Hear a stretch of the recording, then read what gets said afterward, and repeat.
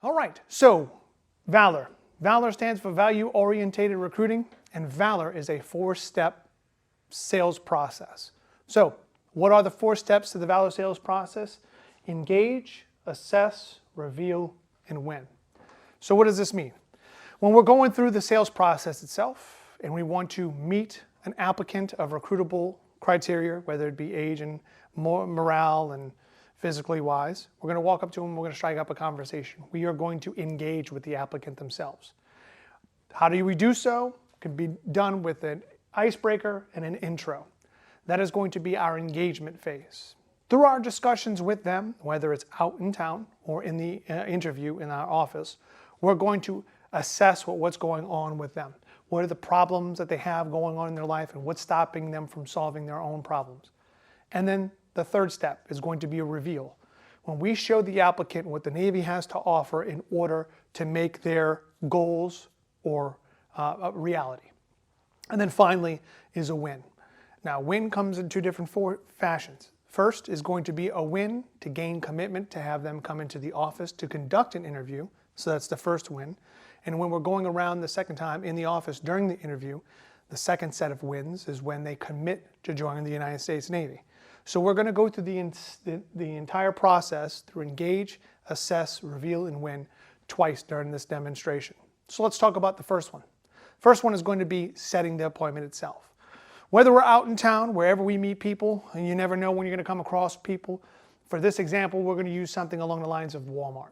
If I'm pushing and this could be whether I'm in uniform or during my off time in civilian clothes, I'm walking around Walmart, I'm always in the looking for people to have a discussion about the United States Navy with, always prospecting. So as I'm pushing my cart around, I happen to come across somebody. My icebreaker, which is going to be step number 1, my icebreaker is going to be as simple as this: a hello, a good morning, good afternoon, good evening, depending on when I'm shopping. That's it. You could use a number of different ones. You could use stuff like, do you know where'd you get those shoes? Great watch. Do you know where Panda Express is? Anything to strike up a conversation with somebody, you find what works for you. For me, my icebreaker is hello. If they say hello back, I'm stopping what I'm doing and I'm saying, hey, and I'm going to introduce myself. That's going to be the second step. My intro. My name is Chief Lombardino. I'm with the United States Navy Recruiting District. Do you have a moment to talk about the United States Navy? I'm going for a yes or no right off the back. If they say yes, I do have a moment to talk about the United States Navy, the next step is to go directly into form, asking them questions about their family, occupation, recreation, or mutual acquaintance. That's what form stands for. But be prepared that most of the people that you're going to run into on a daily basis are going to tell you, no, I'm not interested in what you have to talk about. Because they're already on their current path. They're already on the trajectory that they think that they need to complete, and you are trying to talk them off of that trajectory. So how do we get past that? We will use the apathy statement. But you need to listen to what they're saying. If they say something along the lines of, look, I can appreciate it, but I'm not interested. You have to hit them back with the apathy statement. I can appreciate the fact that you are not interested right now. However, do you mind if I ask you a couple questions since I already got you here? That way, if I can't help you now, maybe I can help you in the future. Most people are going to give you a pushback, say, no, I'm not interested. But when you give them an acknowledgement, hearing what they said, in this case, they're not interested, and you use those words back to let them know that we heard what they're saying, but we're giving them just a little bit of pushback. Most people do not like confrontation. They gave you a no, you give them a, but what if? Do you mind one more time giving the power to them? Most people will be like, all right, fine, hurry up, give me your quick pitch. Let's knock this out in 5 minutes so I can tell you no as fast as possible and move on. Because what they're expecting you to do is dive directly into, so here's what all the things that the Navy can offer. But instead of us just force feeding them Navy, what do? We ask them questions about themselves. This will throw them off their game. So we talked about how if you do your intro, and your intro leads you to a no, we're going to go into that apathy statement.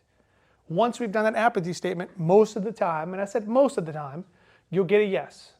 Once you get a yes, you go directly to form. So either way, this path leads you to form itself. Family, occupation, recreation, and mutual acquaintance. Occupation is the number one, in my book, the number one focal point that you can spend time on in a public forum that won't be inappropriate. You can ask them about their living situation and what they like to do for fun and mutual acquaintance, but we're on a time crunch. You want to get to a question as fast as possible since they only allowed you to have a few minutes, and you want to be as effective as possible. So occupation is usually my go-to. What are my occupational questions? Here are my top 4 occupational questions. 1, what do you do for a living? I need to know what they do. Now you can rephrase this, what do you do for a living? What do you do to make money? What do you do for a job? What do you do for work? Whatever you need to say it, however you need to say it. For this instance, we're going to say, hey, this person works at McDonald's. Great. Do you like it? My next question. This sets the tone for the remainder of these questions. If they say something along the lines of, no, I don't really like it, not too particularly, we can stop. We don't have to go any further because all I'm going to ask is, well, what's stopping you from finding a job you actually do love? But let's just walk through the rest of the questions. Do you make enough money? Not how much money do you make? How much money do you make, I think, is a little bit of a personal question. But what we're looking for is a closed-ended. Do you make enough money?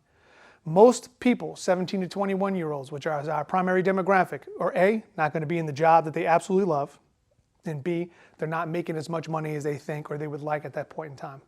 And then the third option is this a career or a pit stop? Do you see yourself working in McDonald's for the remainder of the time? Is this your career path? Do you see yourself moving into a management position? And most of them will go, no, this isn't for me. I'm not making enough money. And no, I don't particularly like my job except for it pays the bills. Once you have that information, the next thing you could do is say, well, what's stopping you from finding a job that you like? What's stopping you from finding a job that makes more money? What's stopping you from finding a job that can put you on that career path? Every person that has a problem has an answer to that problem. So in this case, when I asked it to an applicant, they said they wanted to make more money, right? Because they weren't making enough money in their current job. And I asked, well, what's stopping? And they said, well, this is the only job I've ever had. Never had any other job except for working with McDonald's. And I think in order for me to find a higher paying job, I would have to either go to a VOTEC or some sort of college. So that way I could make more money. So I said, okay, so what you're saying is you need some other experience so that way you can move up and make more money. Okay, sounds good. My next question that I'm going to do is going to be question number 3. First is what they want changed. Second is what's stopping them from making that change. Third is going to be underneath their unique value when we talk about why is it important to them. Why is it important for you to make more money so that I have a better lifestyle than what I currently have? I understand where you're coming from. Last, how would that make you feel if you were able to live the lifestyle or have that better lifestyle that you're looking for? Oh, I would feel excited. So we've asked some preliminary questions with occupation to get us to uncover what their plan and pressure is. But once we have the plan, pressure, unique value of why is it important and how would it make them feel, the 4 questions, then our next step is to go into SWIBITY. So would it be important to you? Note it says 2, 1, 3, 4. Because we need to either solve or eliminate this one, which is their pressure, the thing that's stopping them. So what do I mean by that? To solve or eliminate either goes, so would it be important to you to have that experience? We're solving the problem. We're saying, hey, I'm going to get you that experience. Or another way it could be phrased is, so would it be important to you to not have to worry about experience in order to get a better paying job? Either way works, and that's going to dictate how you're going to solve with the Navy opportunity and Navy advantage. In this case, we're going to solve. So would it be important to you to have that experience so that way you can make more money in a better paying job, so that way you'll have the ownership of having a better lifestyle and feel excited? We're taking their words and we're using it directly against them so that they have no choice but to say yes. So whatever they tell you is the answer, you repeat it right back to them. In this case, they're going to say, yes, it does sound important to me. So then you would move on. Now we're going to introduce what the Navy has to offer in order to solve or eliminate this problem to get them to where they want to be. In this case, we're going to say, so one of the Navy opportunities that I have for you is benefits. That's one of the B betters. The specific advantage to you is A school and C schools. And now we're going to elaborate just enough to get them hooked. A school and C schools. With that, you don't need experience. We're going to train you, and your start-off salary is going to be $17.73. Now, where we can continue to talk and explain to them in the middle of Walmart everything that we have to do in the Navy to get them to this point, you don't want to. You want to immediately start to explain like there's more to follow and then pull back, leaving them wanting to know more information, letting them know that there's more to come that you have to explain. So, how that works is we're going to give them a little bit to say, hey, I'm going to show you how we're going to make this 1773 with A school and C schools a reality, and then we're going to pull back and go, you know what? I think I've taken up too much of your time already here in Walmart. I don't want to elaborate on this anymore and hold you up right now because I'm sure you got somewhere you got to go and I have things on my agenda. So what I'd like to do is set up a date and time to have you come into the office. Nope, I didn't say, would you like, does this sound good to you? Are you interested? Because if you give them a yes or no answer, be prepared they're going to say no. But if you say it in a way that removes that close-ended yes or no question, but still gives them the power to dictate how this goes, it'll go something along the lines like this. So, what I would like to do is let's set up a date and time where we can get together to talk about this in more detail so we can cover all the aspects of how we're going to make this a reality. How does Tuesday or Monday sound for you? And then let them answer. Why do I go Tuesday and then Monday? Most people are going to repeat the second thing that they heard, the last thing that they heard. So in this case, Tuesday or Monday, most people are going to say, Monday. And you go, okay, sounds good. How does morning or afternoon? Even if you know they're busy in the morning, or even if they've explained to you throughout the conversation that they're going to be busy in the afternoon, you always give them an option. Let them feel like they're in control, even though you're the one dictating where this goes. Morning or afternoon? Oh, I'm busy in the morning. Can we do afternoon? Absolutely. How does 3 or 4 o'clock sound for you? If they come back with a counteroffer, was what I say, and say, 4 o'clock doesn't really work for me, how about 5 o'clock? This is when you don't immediately chase the carrot and say, yeah, 5 o'clock sounds great. You stop for a second and think about it. Because if you just chase that carrot, and when they say 5 o'clock, you say yeah, and then they go, okay, how about 5:30? And you go, okay, that works too. It makes you come off A, too desperate, and B, like your time is not valuable. If they counteroffer and they say something, 4 doesn't work for me, how about 5? Take 2 seconds, go, yes, I can move some stuff around. If I'm able to move my schedule around to make sure that I have an hour slot available for you from 5 o'clock to 6 o'clock in the afternoon, I can count on you to be there, correct? By putting that ownership back into their hands, A, it shows that we're doing them a favor, right? We're moving our schedule for them. 2, it shows that our time is valuable. And 3, they have to fit into our time slot. So they're less likely to cancel. And because we've done them a favor, psychological law of reciprocity states that if we do them a favor, they are more likely to do us a favor by showing up on time, ready to discuss. So they'll say something along the lines of, oh, yeah, absolutely. And then they know your time is valuable. They are less likely to cancel just because you've taken 2 seconds to think about it and told them that you're going to rearrange their schedule just for them. Once they've confirmed that they're going to be there at 5 o'clock at your office, you ask them, do you know where our office is located? You hand them a business card or digital business card if you have them digital. You make sure that you've gotten their phone number and you've either sent them the business card or text them while they're right there in front of you. What's your number? 555-5552. Great, boom, did you get my text message?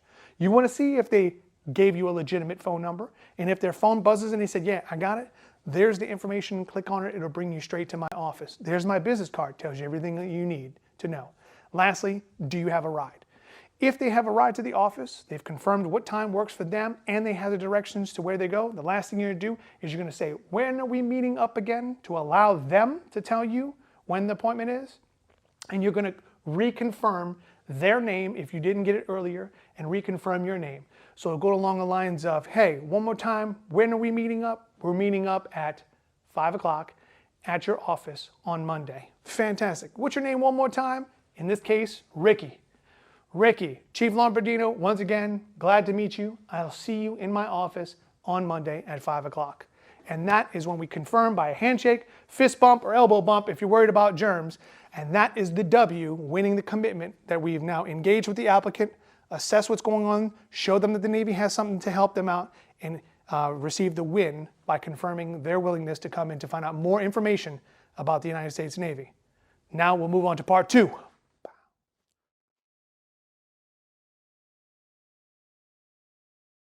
Okay, so now we have completed where we've met somebody out in town, and now we've agreed to have them come inside for part 2, which is going to be the interview process. When somebody comes in for their interview process, and for this situation, we're going to say they're coming into the office themselves. As soon as they show up, we're going to go into something similar to when we first met them by doing some sort of icebreaker and then getting into the intro, aka our sales starter. And then we're going to explain why they are coming into the office itself.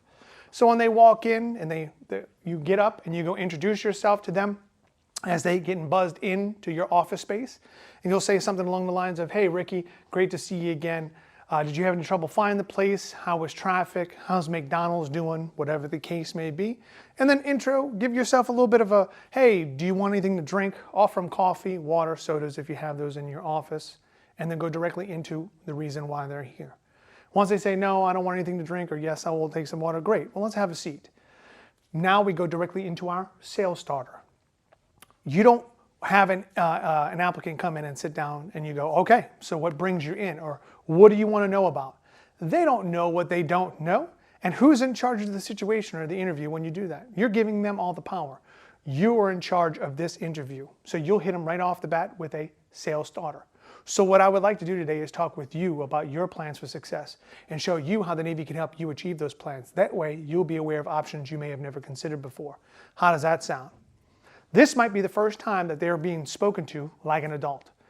Kids of our demographic that we're looking for, our age bracket, 17 to 21-year-olds, are used to parents, teachers, guidance counselors, coaches, scout leaders, any adult that they have in their life telling them what to go, where to do, what to have, what to do with their lives. This might be the first time that you're going to ask them, what do you want to do with your plans for success? So that way they bring to the table the things that they want to accomplish, the dreams, their aspirations, the goals that they want to accomplish. And then we're going to show them how the Navy can help them achieve those goals. The whole reason for the sales start itself. Along with that, it's a reminder for the recruiters that it's not about them. We as recruiters are really good at talking about what they've done and what they've accomplished and what I've been and the places I've done. And it's not about us, it's about the applicant themselves. So those are the two parts of the sales starter, to let them know this is about them and nobody else, and to remind us as recruiters that it's not about us, it's about the applicant themselves. Once we're done with the sales starter, we're going to explain to them what they came in to find out information. Because when we first met them out in town, we weren't there selling the Navy. We were selling information about the Navy. We never said, "Are you ready to join?" We said, "Hey, I'm going to explain to you how A school and C school is going to give you that experience and allow you to make $1773 with no additional education." And then we said, so how it works is, let's talk about this in full detail when you come into the office. So now this is the reason they're coming into the office. They're wanting to find out the rest of that information. So that's the first thing we're going to discuss, is we're going to go into full detail of how A school and C school works. So A school and C school, like we said before, is that you wanted to make more money, but the thing that was stopping you is that you thought that experience was going to be one of those things that was holding you back. In the Navy, we don't require you to come in off the streets already knowing this information. We're going to teach it to you from the ground up. When you go to boot camp, you'll be making $1773 within the first month that as soon as you go to boot camp, day one, you're starting to earn a paycheck. You'll be there for 2 months, 10 weeks to be specific, and then from there you're going to your apprenticeship school, which is A school, and your continue-on school or continuational school, which is your C school. Those two will give you bare bones what it takes in order to do your job out in the field itself. So what do I mean by that? As a mechanic, here's what I'm going to talk about me a little bit. As a mechanic, I came in with some knowledge of how to do some things mechanically wise.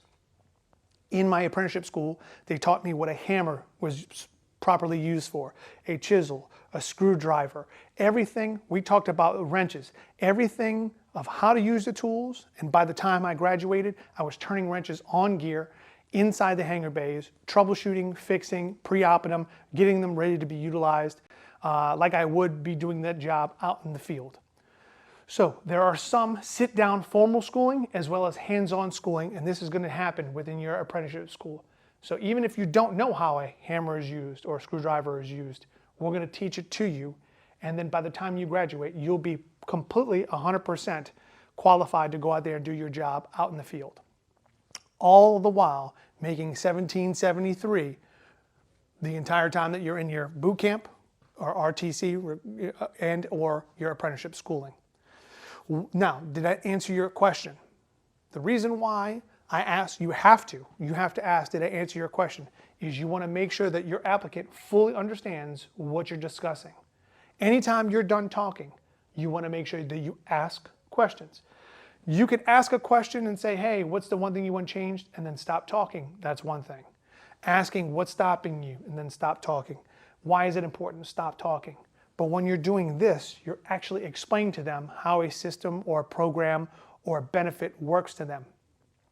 When you're done talking, explaining something, you'll say, do you have any questions? In this case, you'll say, hey, do you have any questions about what we covered with A school, C school, no experience in getting 1773 right out the gate? And they'll say, no, I'm good. You answered all my questions. Great. Check in the box. Now we're ready to move on and collect some more information about our applicant themselves. So now we're going to ask the questions under form that we didn't get a chance to ask last time when we first discussed. So we'll go, hey, do you mind if I take notes? Because I want to make sure that everything that you're telling me, I write it down because it's extremely important to me. So do you mind if I take notes? No. Awesome. Well, I'm going to ask some questions to get to know you a little bit better, Ricky. So tell me, what's going on with your living situation? Because we're talking about F first. F stands for family. Do you live at home? Are you married? Do you have kids? Those are my primary questions. You could ask, do you have a mom and dad? Does your family live by? Do you have a brother and sister? But to me, that doesn't take you to a route where you're going to be able to show how the Navy is going to be able to benefit. But feel free to ask any questions that you want to start with or go with family entailed. For me, for this one, we're going to say, hey, what's your current living situation? Oh, do you live at home or do you live on your own? Oh, I live on my own. Oh, so you live by yourself? No. I have 2 roommates and we live in a 1-bedroom apartment. Okay, so let me get this straight. There's 3 of y'all living together in 1-bedroom apartment. Yeah. How is it? It's a little cramped. Look, I can understand where you're coming with that. Do I have to continue asking all the rest of the form once I have something that piques my interest? Absolutely. We have to figure out what's going on with this applicant as a whole. Okay, sounds good. Are you married by any chance? Nope. Do you have any kids? No. Okay, for this exercise, we're going to move on. Next, I'm going to talk about recreation. What do you like to do for fun? Well, I like skateboarding. Okay, skateboarding. I like playing video games. Yep. And I like hanging out with friends. Wonderful. The purpose of us asking questions about the R, which is recreation, is so that we can build some sort of rapport and get the applicant talking about something that they enjoy doing. When they start talking about skateboarding, video games, and friends, they're naturally going to perk up. They're going to put a smile on their face because you're asking them, what do they like to do for fun? When anybody starts talking about fun, they're going to naturally let their guard down. They're going to have that one-on-one communication with you. And this is where we're also trying to develop some rapport. So when they say something along the lines of skateboarding, well, that's not in my wheelhouse for me, especially. I'm a little too old for that. But when they say video games, even though I'm a little bit older than them, I'm still into video games. So I'll ask a question. So you said video games. What's your favorite type of video game? Oh, I love Call of Duty. I love going in there with that first-person shoot 'em stuff. Not for me, but I can still relate. Hey, I know where you're coming from. My son, he loves playing that game. But for me, I'm more of a third person. I like good old-fashioned Mario or God of War or Diablo, anything where I can see the character on the screen. I just can't do the whole first-person shoot 'em. And we'll have that rapport because we both enjoy video games, even though they might be different. Next, hanging out with friends. Who doesn't enjoy hanging out with friends? Yes, I love hanging out with friends. What do you usually do on the weekends? This is what I do. Don't think that when I say what I do for the weekends is not going to be a little bit more elaborate, let's say. And then finally, do you know anybody, mutual acquaintance, which is the M, do you know anybody who has ever served in the military, specifically the United States Navy? And they'll say either yes or no. In this case, yeah, I think my great-great-grandfather served in the Army in World War I or II. I'm not too sure. Okay, write that down. What does that do? It tells you that the thought of service is not too far-fetched from them. Now, they could either know somebody who served, they have a friend who joined, they have a cousin, an aunt, uncle, somebody in their family did, or They could say nobody, but it still gives you a gauge to let you know, hey, this might be somebody who's interested in serving, or service is not too far-fetched from their thought process, or you might have to explain a little bit more because they have nobody to reference to. And last, mutual acquaintance can be something else other than a human being. What do I mean by that? If you catch me in anything outside the Navy, it's going to be either in blue and gold for Navy attire, because I'm a recruiter by heart, or black and gold because I'm a diehard New Orleans Saints fan. So very easy, if I see them wearing something like a Buffalo Bills hat, I'm going to bring up a discussion and go, hey, I can take it you're a Bills fan by the cover? Yeah, I'm a diehard Bills fan. I'm a diehard Saints fan. We might be rivals, we might be in two different conferences, but nonetheless, we both share something, once again in common, of a mutual acquaintance because we both enjoy the NFL. Once I've done asking questions, because the design of form is to bring up problems to the surface that he or she has going on in their life. We're going to ask as many questions needed as possible. This is just some to give you a few as an example to bring to the light things that they need to change in their life. So we're going to go back to the one thing, because skateboarding, video games, friends, great-grandfather, and Bills fans don't lead me anywhere. But what does? The F, his living situation. 2 roommates, 1-bedroom apartment, kind of cramped. We're going to exploit that a little bit more. All right, Ricky, let's go back and talk a little bit. You said how you were living by yourself, which is great, but you're living with 2 roommates in a 1-bedroom apartment. Tell me more about it.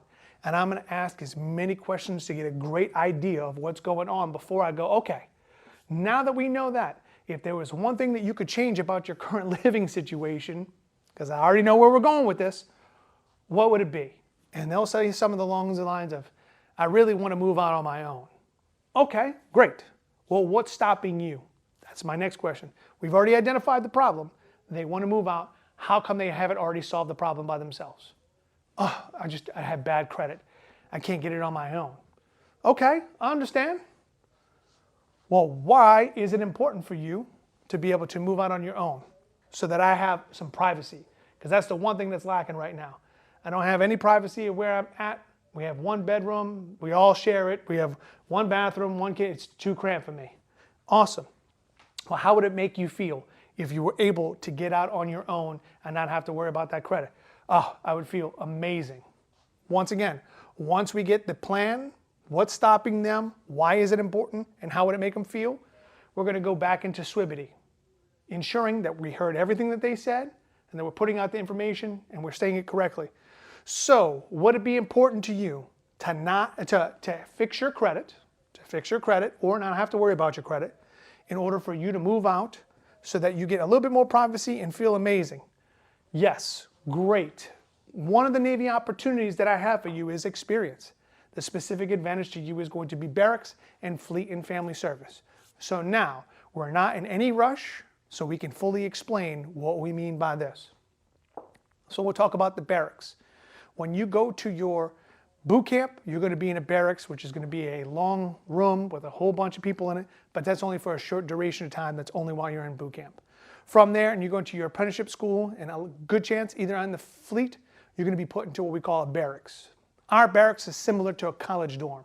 You'll have a key card access that'll get you access to a common area where you might share 1 bathroom and 1 kitchenette with a roommate, and then your key card access will give you into your own private room. So you usually have 2 bedrooms, his or her, his, because they're not going to be hers, his and yours, and you'll use your CAT card to go into your own private room with your own bed, not the couch. You'll have your own computer desk and a closet, so you'll have your own stuff. So you will have that privacy that you don't have. Maybe not right off the rip in boot camp, but definitely by the time you get to your apprenticeship school.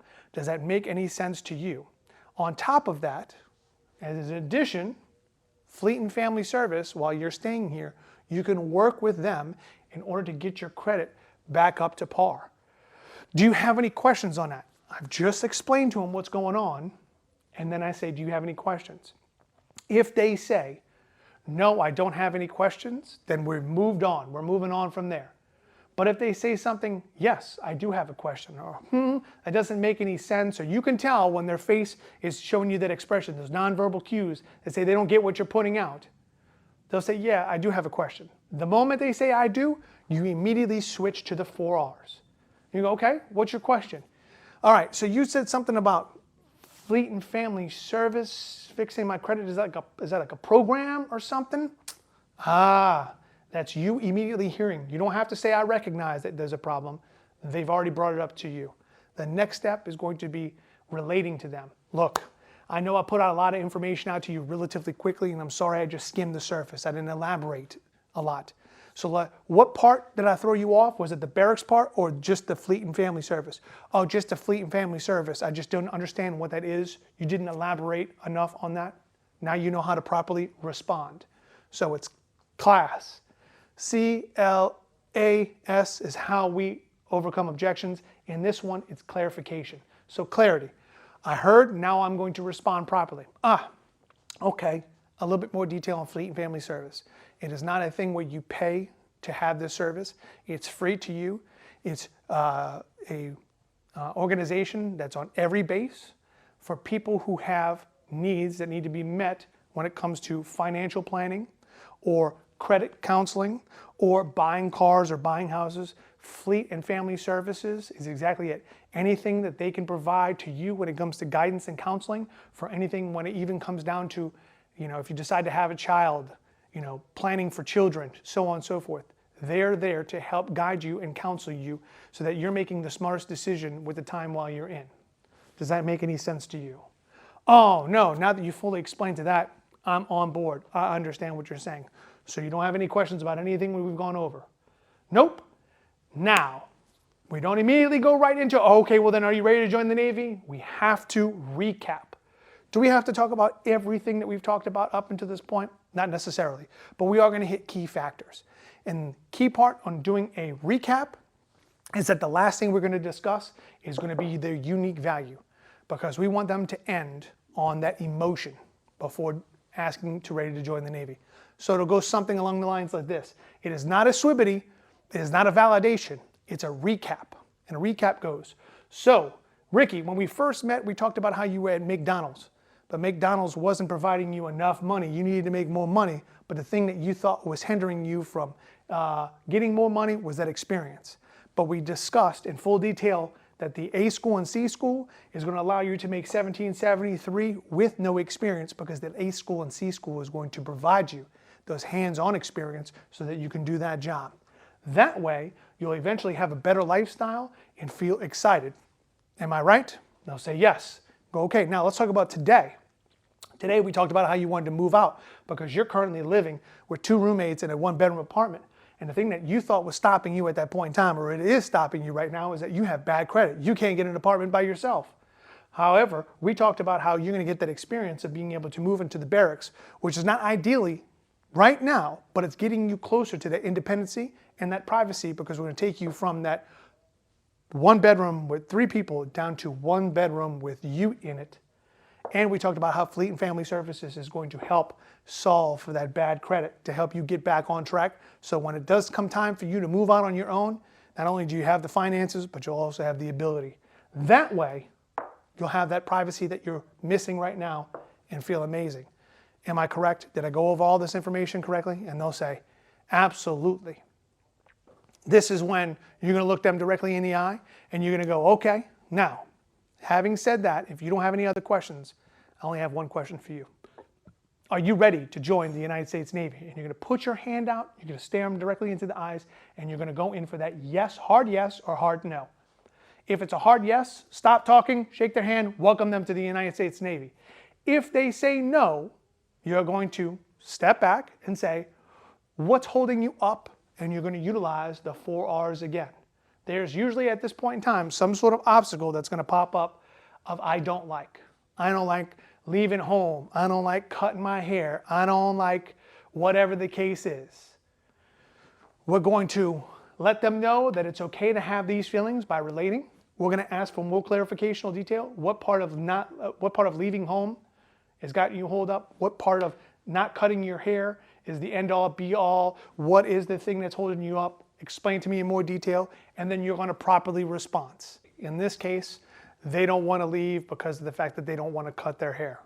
Okay, so you're telling me that not cutting your hair is more important than solving the problem that you have, making more money at a better job, or moving out so that you get your own place? Are you telling me that you're going to continue to have the lifestyle instead of a better one, or have that privacy that you're lacking? And this is just an example. We've only gone around the board twice. In real life, you're going to go around the board as many times as you need to, like I said prior. So once you get to this point, you're going to outweigh and just say, is that more important to you? Keeping your hairstyle, not cutting it, is more important than fixing all the problems that the United States Navy is going to be able to fix? And when you put it in that kind of light, most people are going to go, okay, what you're saying makes sense, because you just bring it to the forefront. Their fears are the things that's stopping them doesn't hold a candlestick of what the United States Navy can offer to them in order to fix a whole bunch of different problems within their current situation. And then once they go, okay, now that you say it like that, you're going to go back in and you're going to reaffirm. So now that we've covered that, I'm going to repeat the same question back to you. Are you ready to join the United States Navy? Leaning in forward, putting your hand out, and by that point in time, this will be the time where they're ready to make that commitment. They'll reach in, they'll grab that hand and say, absolutely, and you're going to propose the next step, because you never want an applicant to get up and walk out without knowing what the next step is. So bring in your birth certificate, social security card, X, Y, and Z, or we're going to schedule you for an appointment to conduct your formal ASVAB testing, or another one is that now we've gotten you on board and you need to bring your parents. But a good rule of thumb is if they're 17, they shouldn't be coming in without their parents for their initial interview anyway.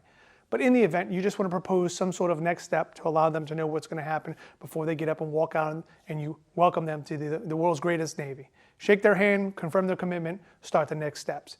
And that is going to be the second half of the VALOR sales process, us engaging with them when they come into the office, assessing their new current situation that we've discussed today, revealing how the Navy is also going to help them in winning by confirming that commitment to them to join the United States Navy.